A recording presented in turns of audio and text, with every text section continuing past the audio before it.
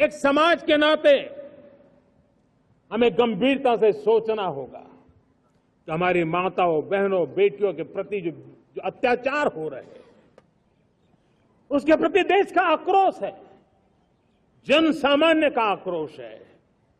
इस आक्रोश को मैं महसूस कर रहा हूं। इसको देश को, समाज को, हमारी राज्य सरकारों को गंभीरता से लेना होगा। महिलाओं के विरुद्ध अपराधों की जल्द से जल्द जांच हो, राक्षसी कृत्य करने वालों को जल्द से जल्द कड़ी सजा हो।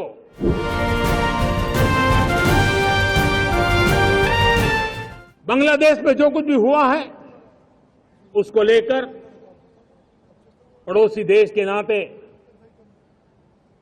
चिंता होना, मैं इसको समझ सकता हूं।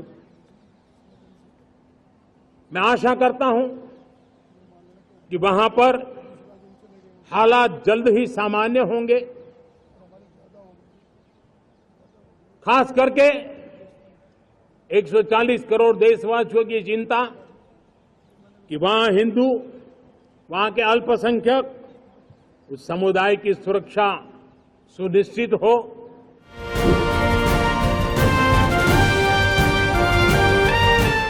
जो कानून धर्म के आधार पर देश को बांटते, जो ऊंच नीच का कारण बन जाते हैं, ऐसे कानूनों को आधुनिक समाज में कोई स्थान नहीं हो सकता है।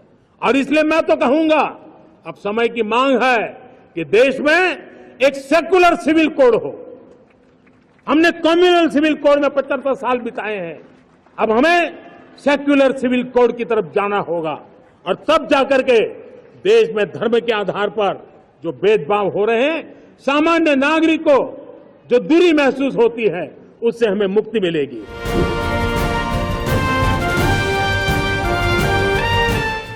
भारत ने G20 को ऑर्गेनाइज किया, हिंदुस्तान के अनेक शहरों में ऑर्गेनाइज किया, 200 से ज्यादा इवेंट किए। पूरे विश्व में G20 का इतना बड़ा व्याप, इतना बड़ा कार्यक्रम कभी नहीं हुआ, इस बार हुआ। इसने एक बात सिद्ध कर दी है कि भारत में बड़े से बड़े कार्यक्रम ऑर्गेनाइज करने की ताकत है।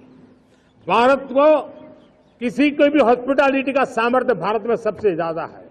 अगर ये सिद्ध हो चुका है तो साथियों, हिंदुस्तान का सपना है कि 2036 में जो ओलंपिक होगा वो मेरे हिंदुस्तान की धरती पर हो।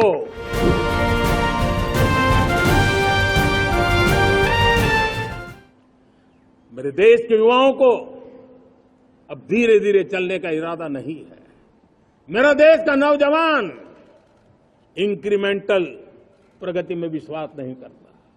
मेरा देश का नौजवान छलांग मारने के मूड में है। वो छलांग मार के नई सिद्धियों को प्राप्त करने के मूड में है। मैं कहना चाहूंगा, भारत के लिए गोल्डन एरा है। वैश्विक परिस्थितियों की तुलना में भी देखें, ये गोल्डन एरा है। ये हमारा स्वर्णिम कालखंड है। मेरे प्यारे देशवासियों, ये अवसर हमें जाने नहीं देना है। ये मौका हमें जाने नहीं देना चाहिए। और इसी मौके को पकड़ करके अपने सपने और संकल्पों को लेकर के चल पड़ेंगे तो हम देश की स्वर्णिम भारत की जो अपेक्षा और हमें विकसित भारत का 2047 का लक्ष्य हम पूरा करके रहेंगे। हम सदियों की बेड़ियों को तोड़ करके निकले हैं। आज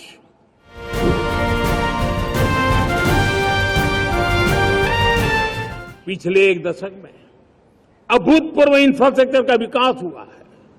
रेल हो, रोड हो, एयरपोर्ट हो, पोर्ट हो, ब्रॉडबैंड कनेक्टिविटी हो, गांव-गांव नए स्कूल बनाने की बात हो, जंगलों में स्कूल बनाने की बात हो, दूर सुदूर इलाकों में अस्पताल बनाने की बात हो, आरोग्य मंदिर बनाने की बात हो, मेडिकल कॉलेजों का काम हो, आयुष्मान आरोग्य मंदिरों का निर्माण चलता हो, 60,000 से ज्यादा अमृत सरोवर बने हो, 2 लाख पंचायतों तक ऑप्टिकल फाइबर नेटवर्क पहुंचा हो, नहरों का एक बहुत बड़ा जाल बिछाया जा रहा हो, 4 करोड़ पक्के घर बनना, गरीबों को एक नया आश्रय मिलना, 3 करोड़ नए घर बनाने के संकल्प के साथ आगे बढ़ने की हमारी कोशिश हो। हमारा पूर्वी भारत, नॉर्थ ईस्ट, उसका इलाका आज इंफ्रास्ट्रक्चर के लिए जाने जाना लगा है।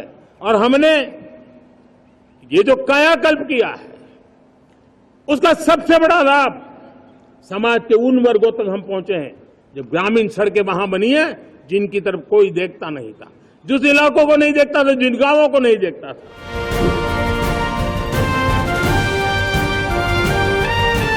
और ध्यान दें, स्पेस सेक्टर एक फ्यूचर है हमारे साथ जुड़ा हुआ, एक महत्वपूर्ण पहलू है।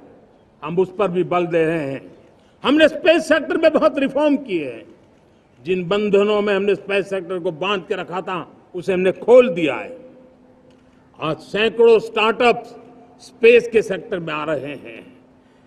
वाइब्रेंट बनता जाता हमारा स्पेस सेक्टर भारत को एक शक्तिशाली राष्ट्र बनाने का एक महत्वपूर्ण अंग है और हम इसको दूर की सोच के साथ मजबूती दे रहे हैं। आज private satellite, private rocket launch हो रहे हैं। ये गर्व की बात है।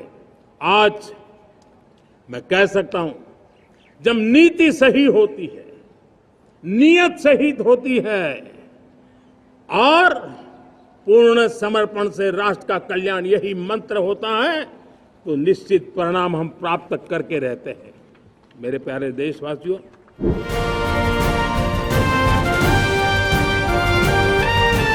करीब 25,000 युवा हर साल विदेश में मेडिकल एजुकेशन के लिए जाते हैं और ऐसे ऐसे देश में जाना पड़ रहा है। कभी कभी तो मैं सुनता हूं तो हैरान हो जाता हूं। और इसलिए हमने तय किया है कि अगले 5 साल में मेडिकल लाइन में 75,000 नई सीटें बनाई जाएगी। मेरे प्यारे देशवासियों, विकसित भारत 2047 वो स्वस्थ भारत भी होना चाहिए।